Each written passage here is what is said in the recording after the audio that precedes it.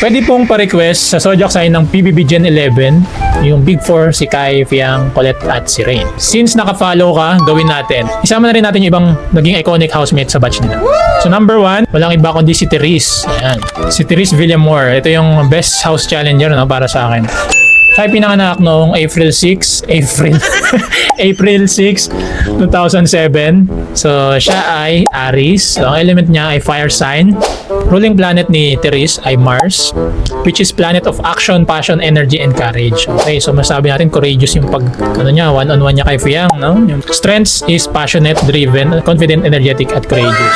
Ito yung mga weaknesses. Minsan impulsive, aggressive, at impatient. Si Therese ay isang Aries, ang unang sign ng zodiac na kilala sa pagiging passionate at driven. Ruled by Mars, kaya natural sa kanya ang pagiging courageous, determined sa lahat ng ginagawa niya. Ang pagiging Aries niya ay naayon sa kanyang moniker na determined daughter ng Camarines Sur.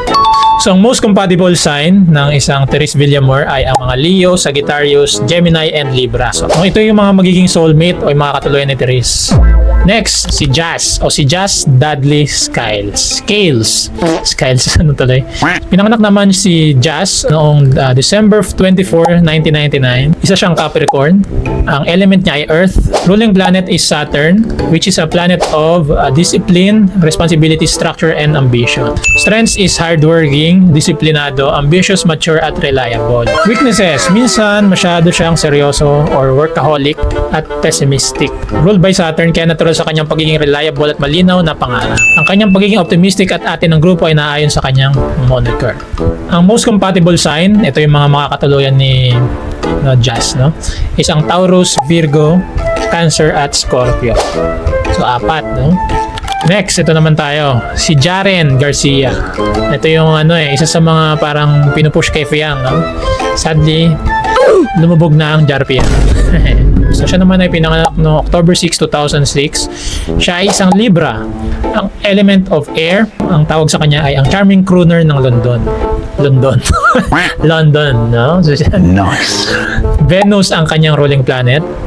Planet of love, beauty, harmony, and relationships. Strengths is charming, diplomatic, fair-minded, social, at artistic. Okay, sabi natin yung forma niya, artistic, di ba? Pag may mga forma siya, maganda talaga. Weaknesses, minsan indecisive, people pleaser, at avoidance sa confrontation. Si Jaren ay isang Libra, kilala sa pagiging charming at mahusay na makisama sa ibang housemate. Ruled by Venus, kaya natural ang kanyang appeal at talent sa pag-awit. Totoo, maganda bonus nito ni Jaren. Ang mga Libra ay mahilig sa harmony at balanse, kaya naman siya ay nag-iisa sa mga paboritong housemate ng mga manonood. Okay, totoo yan. May mga edits to sa TikTok, no? Sikat na sikat to. Ang most compatible sign ng isang Jaren Garcia ay Gemini, Aquarius, at Sagittarius. 3. Okay, so isa ka ba dyan sa Gemini, Aquarius, Sagittarius? So, good signs yan. Chances na makatuluyan ito ni Jaren. Alright, so punta naman tayo dun sa parang nakatuluyan talaga ni Fiang, no?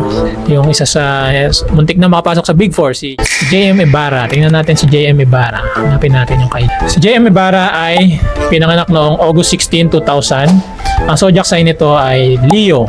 Okay, element of fire.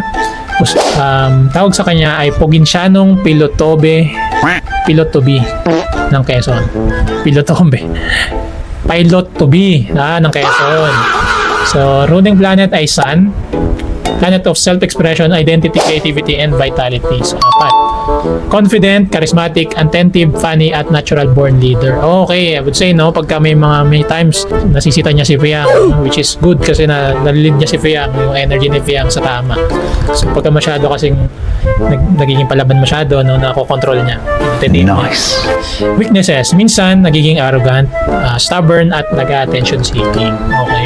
Ang most compatible sign ni JM ay ang mga Aries, Sagittarius, Gemini, and Libra. Walang Taurus, ano? Kasi Taurus si Fiang di ba? Ayan, nasabi ko tuloy. Sorry. Next, na tayo sa Big 4. Sa Big 4 naman tayo.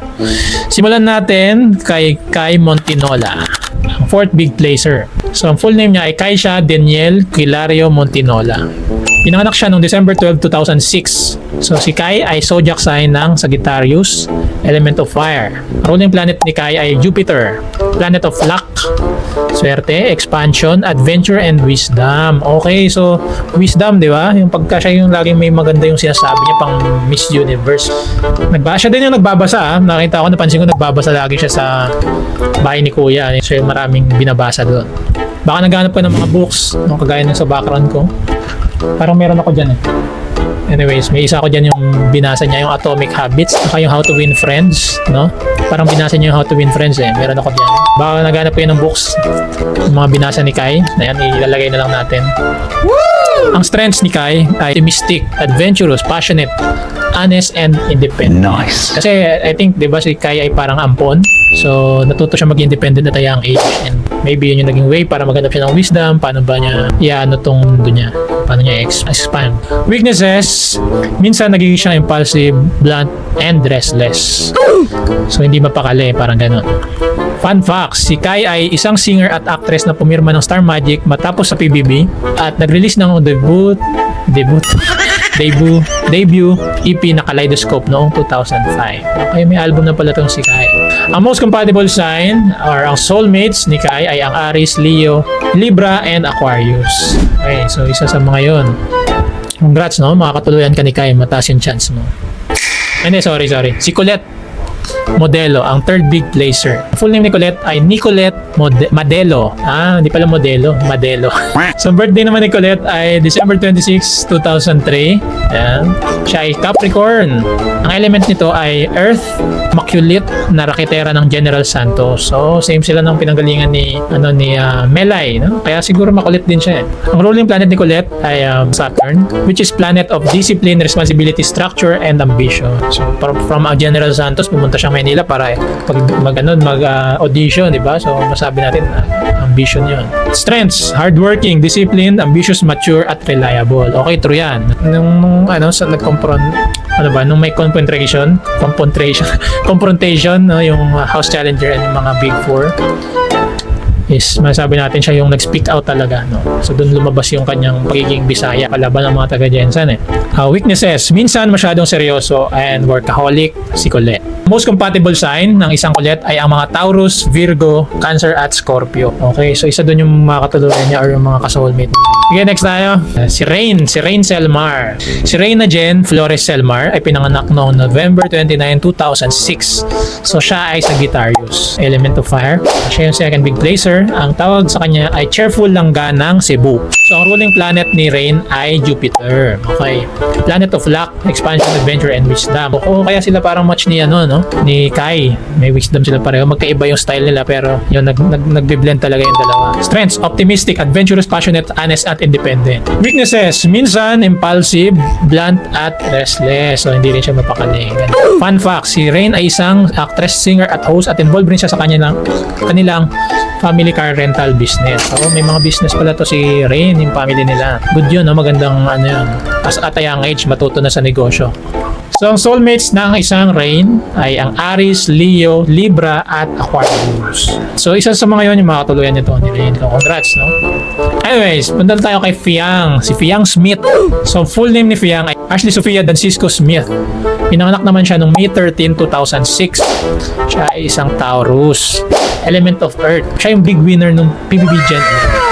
Ang anak ko Bugera, ang influencer ng Mandaluyong. So, ang ruling planet naman ni Fiang ay Venus, which is planet of love, beauty, sensuality, and stability. Beauty and love, no? Sensuality. Ma-touch ito si Fiang sa mga nagiging friends niya. Strengths ni Fiang, siya ay reliable, pasensyosa, practical, devoted, at responsible. Okay, maganda yung devoted kasi pagka tropa ka ni Fiang, tropa ka talaga niya. No? Yung mga dati niyang friends, no? Hanggang ngayon, friends niya pa rin. Ang weaknesses, minsan ay stubborn, possessive, at resistance sa change. Okay. So I think yung resistance sa change is nagbabago naman na. Lately napansin ko medyo mas matured na siya sumagot and respectable na siya. So which is yun yung ceiling na na-tap in niya na kaya ngayon talagang yung tagumpay is tuloy-tuloy sa kanya. So hindi na siya, yung weaknesses niya na is naging aware na siya. Ang kanyang pagiging devoted at responsible ay nagpapakita sa kanyang pagiging isa sa pinakamatagal na housemate sa loob na 14 na beses linggo. So, pagkakalam ko kasi mostly na rin to si Fiang na siya din yung most nominated, no? Pero siya yung naging big win. Which just goes to show, no? Pag nagpakatotoo ka, napipierce mo talaga yung puso ng mga, mga viewers. So, which is, hands up tayo. Kasi si Piang, diba, sabi nga nila, papapakatotoo sa loob ng bahay. Siya talaga yung, I would say, siya yung example nun, ng pagpapakatotoo. Ito. So, most compatible sign ay ang mga Virgo, Capricorn, Cancer, at Pisces. Congrats sa pagiging ka-soulmate niya ni Piang. So, invite niyo na lang ako sa wedding. So, yun lang, no? So, meron ka bang kasodyak dito sa mga housemate ng PBBGN 11, and gusto mo rin ba na i-feature natin yung mga ibang housemate sa ibang batch? Make sure mo lang na nakafollow ka para lagi mo makita yung latest updates natin. Yun lang. Thank you. Peace. Hi Modern Pinoy fans, if na-enjoy mo itong video and you want to watch more, click here. And kung gusto mo namang lagi kang updated sa latest happenings sa internet, make sure to leave a like and subscribe sa baba.